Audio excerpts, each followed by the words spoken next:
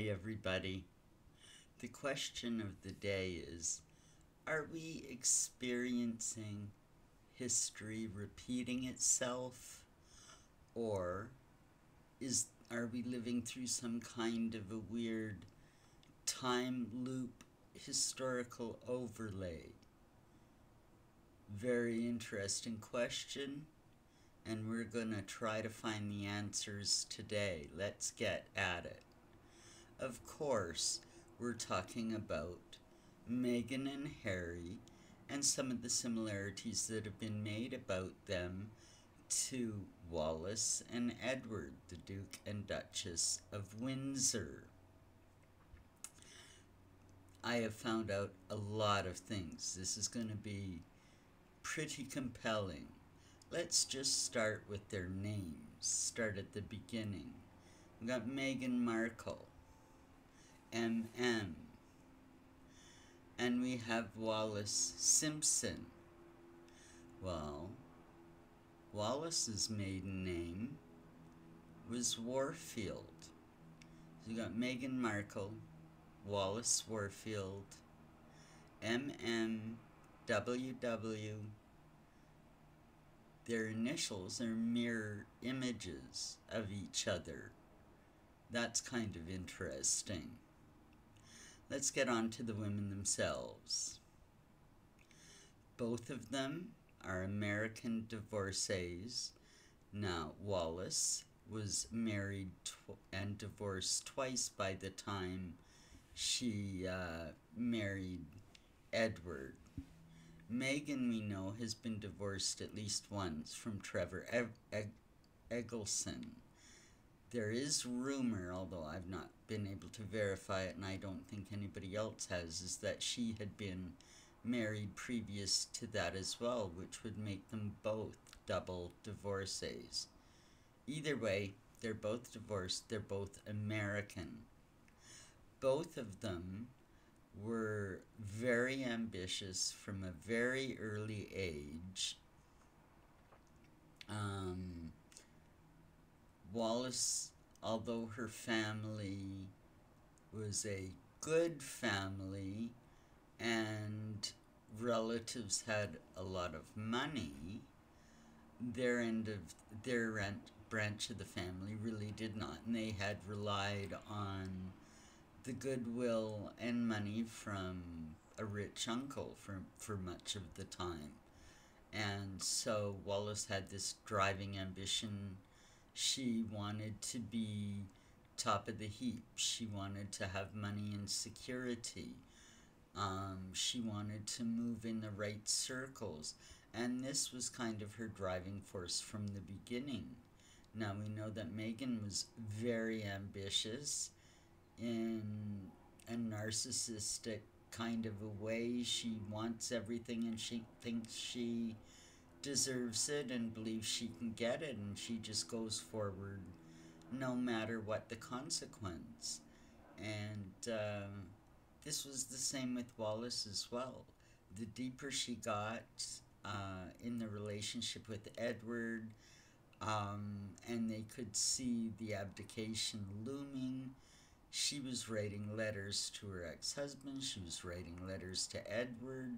She kind of hit a wall, and I don't think that she wanted him to abdicate to marry her. She would have been just as happy being his mistress, as long as she was included in all the, the parties and the socializing and that end of things. But Edward was so besotted with her that he insisted that she get an HRH title, that they got married, and of course, at the time, the church and the government was having none of it.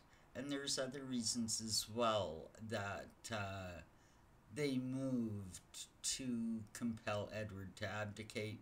We'll get into that a little bit later. So both women, very ambitious, social climbing,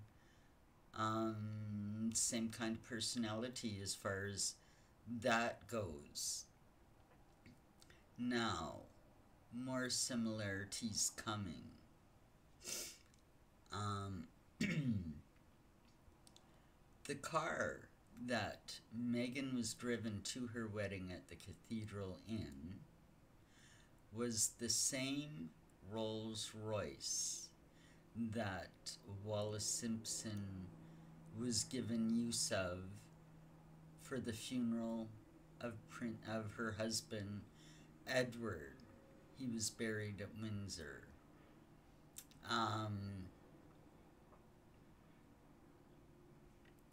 Interestingly, when Wallis and Edward were together, they were living at Edward's home on the Windsor estate, Frogmore House.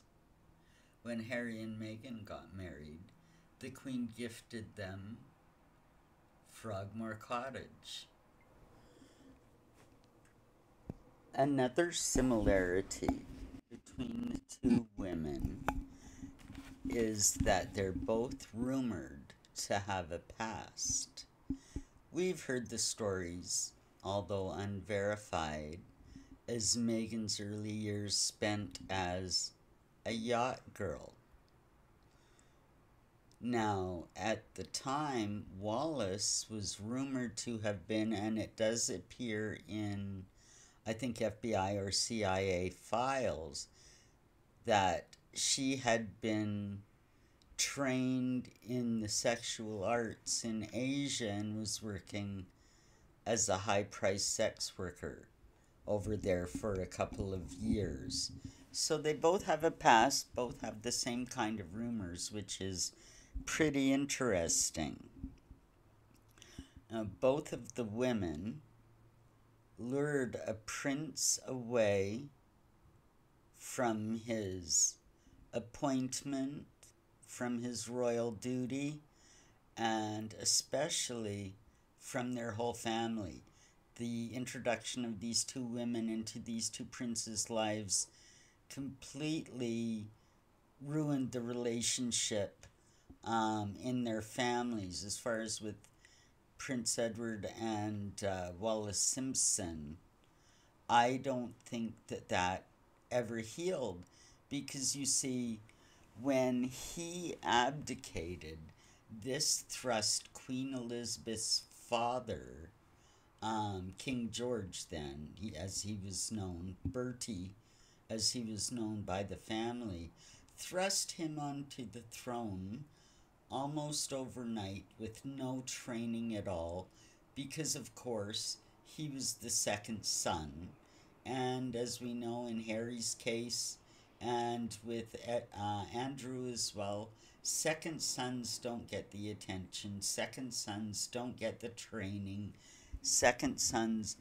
don't understand what's ahead of them.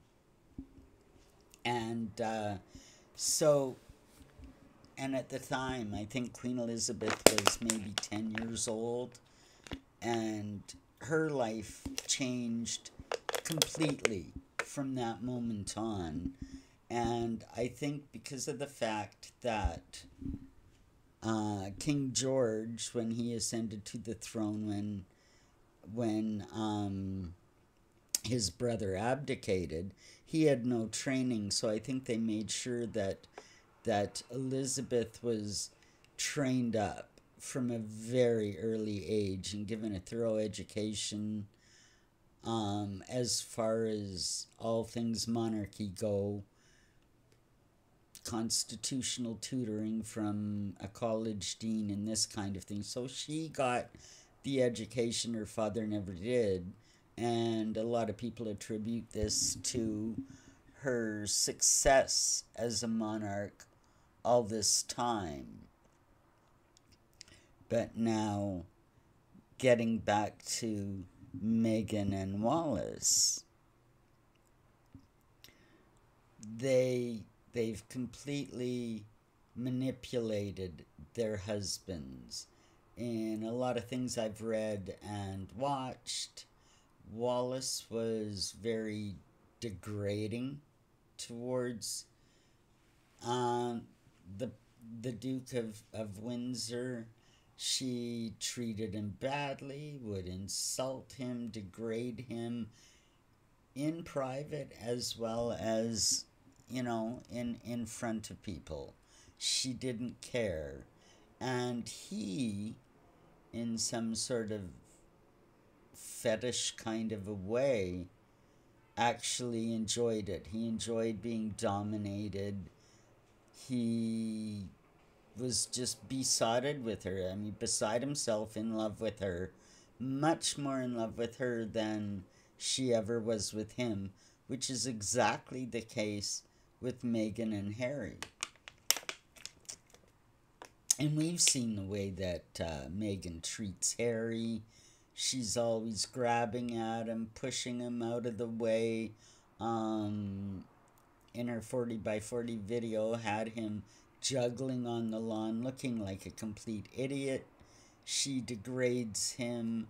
She is controlling and manipulating him. Those two women are exactly alike, and I am positive that Harry is much more in love with Meghan than Meghan is in love with Harry. That's without a doubt.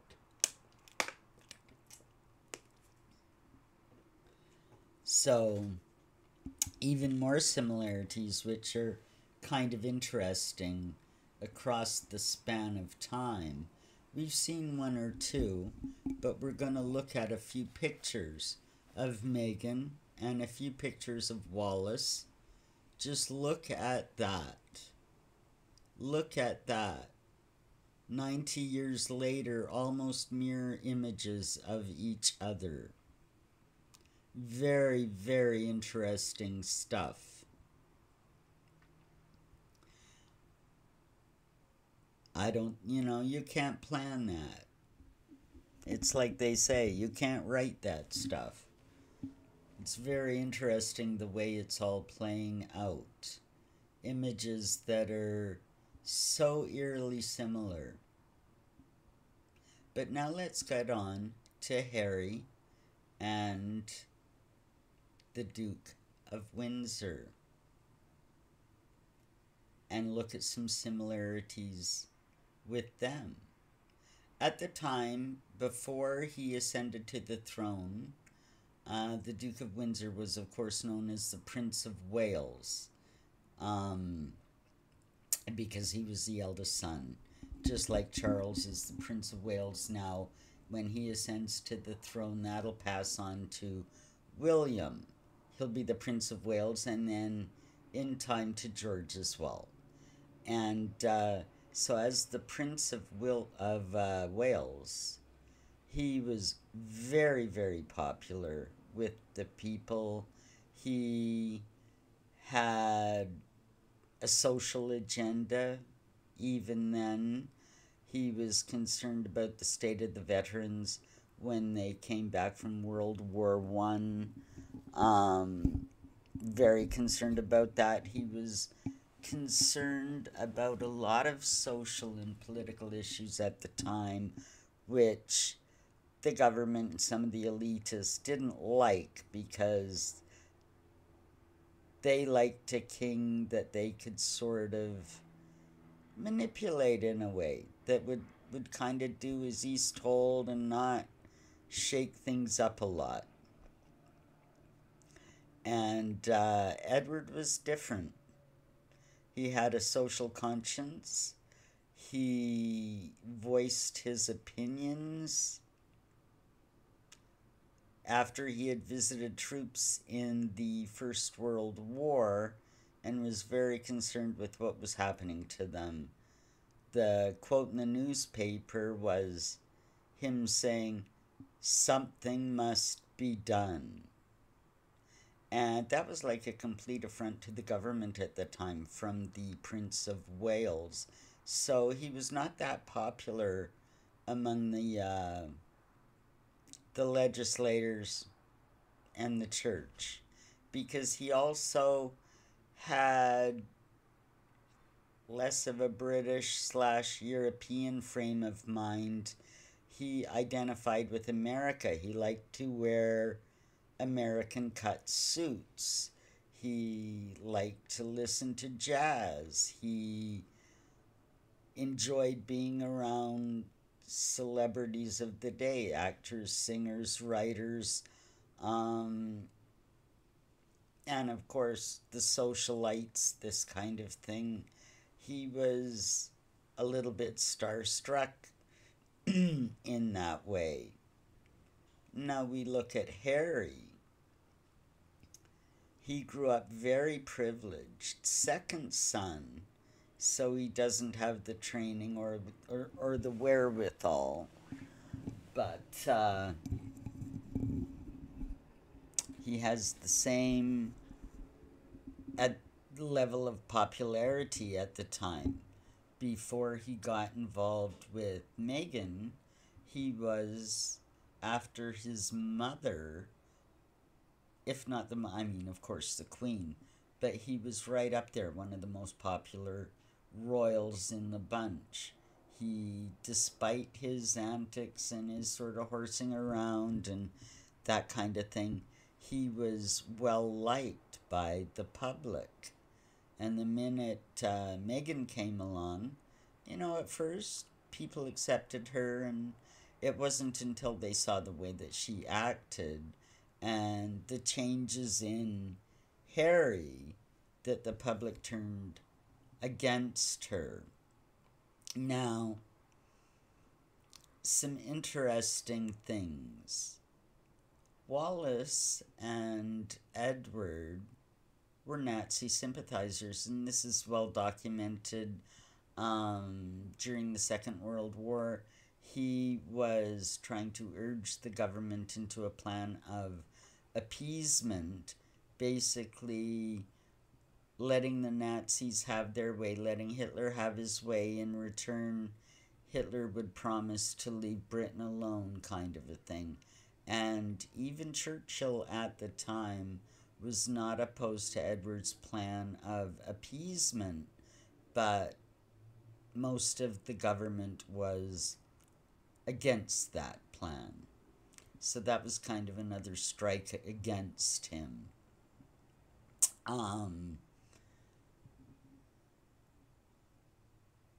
Then we see Harry. Pictures of Harry at a party. And who does he represent as? A Nazi. I mean, it means nothing. It probably means nothing at all. But it's just interesting how these little moments, these similarities pop up. It's kind of interesting on the timeline of things. We know that just like Edward, Harry is, well, he's portraying that he's a socially conscious guy with a voice who wants to change the world. We know their programs are a sham. We know their charities are a sham. We know Travelist. We know Harry's a hypocrite. He'll fly all over the place. But he's trying to portray himself in that same light and have that worldwide, popularity, which, he's lost. He had it once. He'll never get it back again.